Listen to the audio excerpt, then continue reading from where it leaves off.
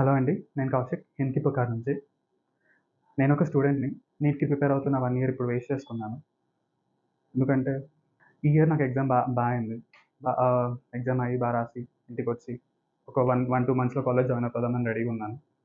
But then NTA paper leak, CBI case, retest అని start చేశారు.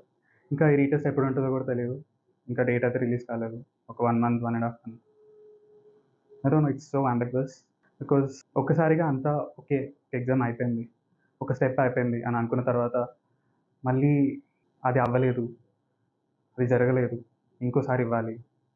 అంటే చాలా తీసుకోవడానికే చాలా ఇబ్బందిగా ఉంది. At the same time then మా కాలేజ్ వాళ్ళు పిలుస్తున్నారు యాక్చువల్‌గా నన్ను వెనక్కి రమ్మని. ఈ 1 మంత్ ప్రిపరేషన్ చేయమని. అండ్ ఫ్రీగా కాదు. ఆబ్వియస్‌లీ ఫీజ్ కట్టమంటున్నారు. అండ్ 1 మంత్ కంటే 1 మంత్‌కి కావాల్సిన ఫీజ్ కంటే ఎక్కువ అడుగుతున్నారు. I don't no.